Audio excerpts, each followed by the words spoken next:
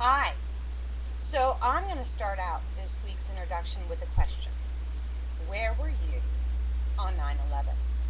I actually remember that I was teaching in Florida.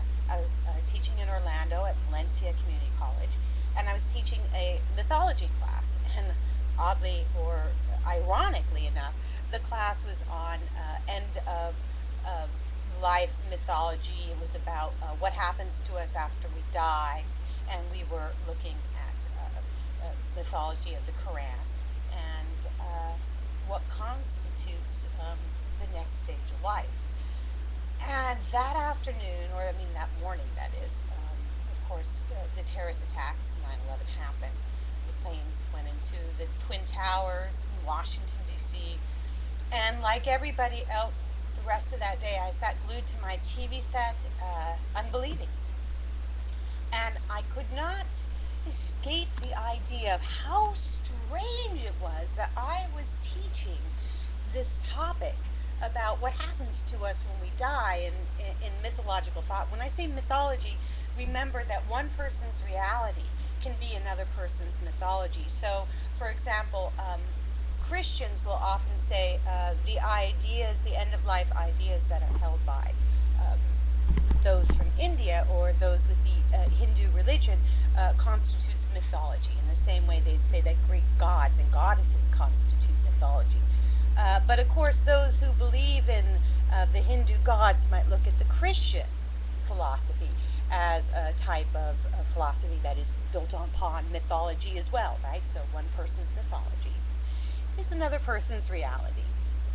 And when I was looking at the 9/11 issues and some of the terrorists, the people who gave their lives for this terrorist act, we had to consider, okay, where are they coming from? Well, for many of them, they were coming from a place of divine ethics.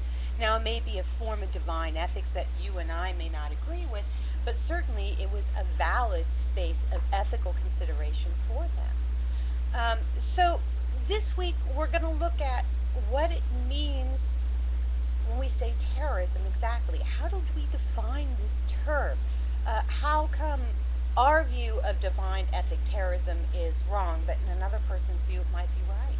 For example, those who are against abortion, right, and who are Christians, but bomb abortion clinics or target people who offer abortions, they're considered, if you will, terrorists as well. There are many different kinds of terrorism. There's international terrorism, there's local terrorism. And how do we define this concept is going to be something that we'll have to come to terms with as a class and something that we'll do in seminar. We'll also be discussing capital punishment. Well, there's a light topic, huh? Do we find capital punishment ethical? Is it helpful in society? Does it act as a deterrent or not? Um, can we justify ethically capital punishment? Can it be justified through divine ethics? Or should we look at a consequential form? Maybe we need to look at duty ethics. Do we have a duty to society to put to death those people who constitute a major threat to society?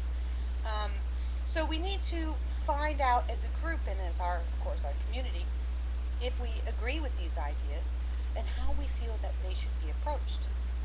So this should be a fun week, and I say fun in quotes, meaning that it'll be, of course, a hard week with hard topics to discuss, but that's ethics for you. All right, so let's get to it. This week I'm asking you to read Chapter 9, The Taking of a Human Life in our textbook, Ethics, Theory, and Practice. Please also make sure to come to seminar. And this week you have another paper due. It's a one-page paper, which is going to be a letter to your leader. Now, you have two options you can approach this. Option A is that you're being asked to compose a letter to the president regarding the current war. In this letter, you need to explain your position regarding the ethics of war and responses to terrorism.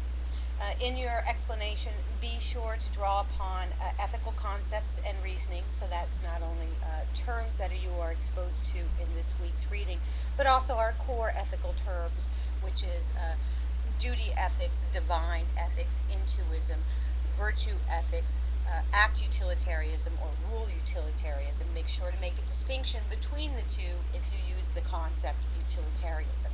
egoism, altruism. These, of course, are our core terms, and they should be in your paper as well. So you need to state what you believe should be done and why with terrorism and with this war. Of course, the issue of Afghanistan is a big issue right now, so you might want to explore that.